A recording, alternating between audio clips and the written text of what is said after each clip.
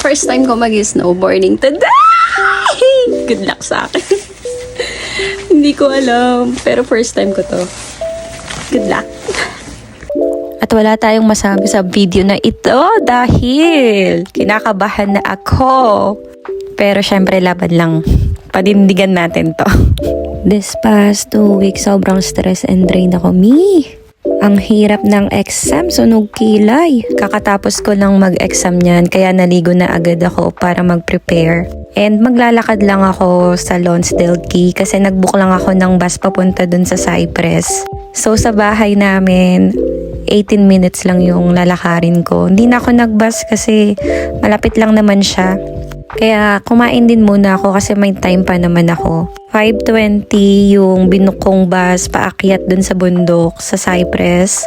And buti na lang hindi ganun kalakas yung ulan ngayon. Ewan ko na lang sa taas ng bundok. So 5:20, ayan, sakto naman yung bus na dumating. And onti lang kami sa loob.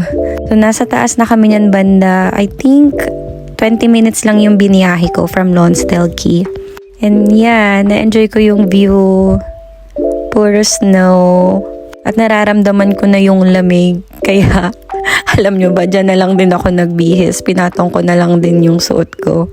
Pero habang nasa bus ako, grabe ang dami kong iniisip.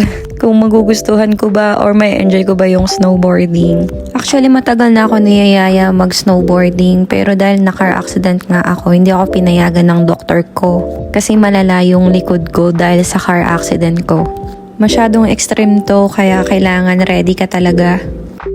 Nakarating na nga ako and kinuha ko na yung board and boots ko kasi nag-rent lang ako. The rest ng equipment ko, hiniram ko lang din sa friend ko.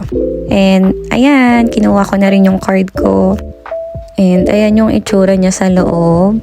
And minute na ako ni Carlo after ko makuha yung board and boots ko. So ayan, tinuruan na agad kami ni Carlo, ni Ralph, and ni Jerry. So after ako turuan ni Jerry and Ralph, ayan, sumakay na kami sa chairlift.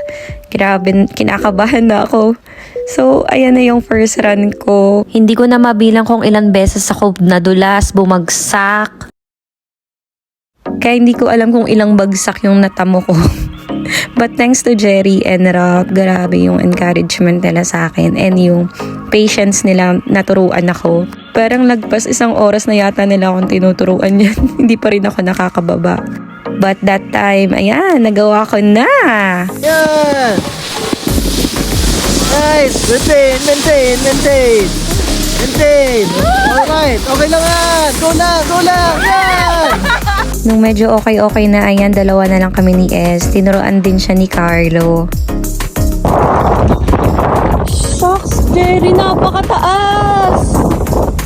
Ito na nga pala yung last run naman. Grabe, ang taas niya. And kami na lang yung natira sa taas.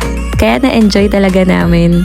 Nanginginig na yung tuhod ko kaya nagpahinga din muna ako. Puro ako pahinga niyan. Kasi sobrang taas niya at ang haba. Pero overall, sobrang na-enjoy ko siya. Sobrang sarap sa pakiramdam. And finally, na-check ko na rin yung bucket list ko na matry itong snowboarding. That's my student! Woo!